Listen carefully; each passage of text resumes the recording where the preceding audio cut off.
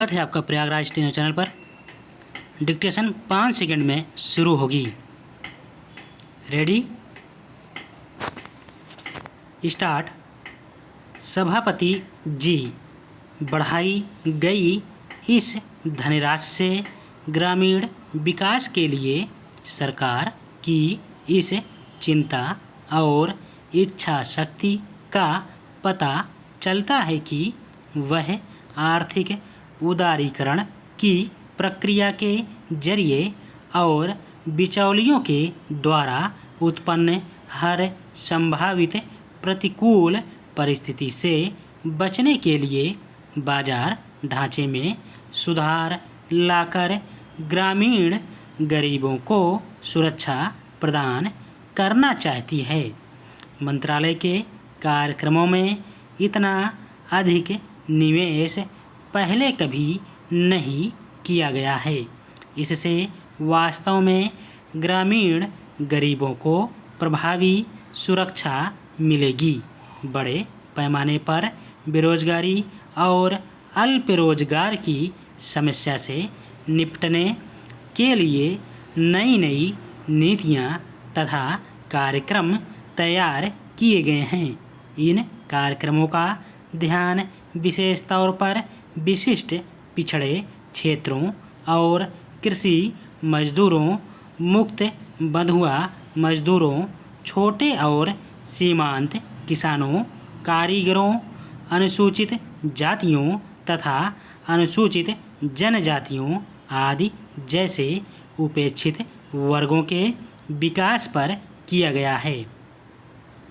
संक्षेप में, इन कार्यक्रमों का उद्देश्य गरीबी की प्रचंडता को कम करना तथा उसका उन्मूलन करना है। जवाहर रोजगार योजना एकमात्र सबसे बड़ा रोजगार कार्यक्रम है।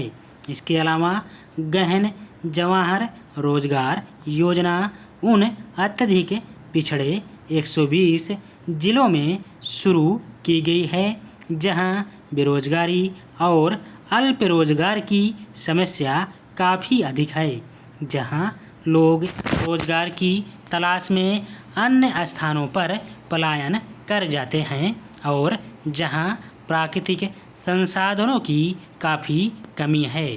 जवाहर रोजगार योजना और गहन जवाहर रोजगार योजना से लगभग 1037 मिलियन श्रम दिनों का रोजगार पैदा होने की संभावना है, जिसके लिए केंद्र का अंश 3,855 करोड़ रुपए है। इसी प्रकार सुनिश्चित रोजगार योजना गरीबों को खेती के खाली मौसम के दौरान दिनों का सुनिश्चित रोजगार उपलब्ध कराने की दृष्टि से अक्टूबर 1993 में शुरू की गई थी। इसने ग्रामीण क्षेत्रों में अपना स्थान बना लिया है और वहां इसका बेरोजगारी और अल्प रोजगार की समस्या को हल करने के लिए एक महत्वपूर्ण कदम के रूप में काफ़ी स्वागत किया गया है। आयुक्त जी, यह किसी भी दल का आंतरिक फैसला होता है कि वह अपने नेताओं को कहां से और कब चुनाव लड़ाए। इसके लिए वह दल की वर्तमान स्थिति और भविष्य का विधिवत आकलन करता है। हाँ, यह अलग बात है कि जनता उस निर्णय पर अपनी सहमति दे अथवा नहीं। यह तो चुनावी नतीजे से स्पष्ट होता है।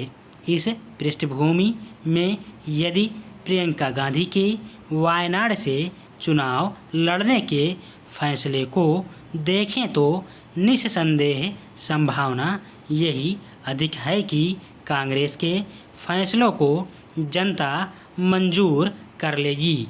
लेकिन कुछ बातें हैं जो बताती हैं कि वायनाड जैसी सुरक्षित सीट से उपचुनाव के जरिए लोकसभा पहुंचने की प्रियंका गांधी की रणनीति उचित नहीं है।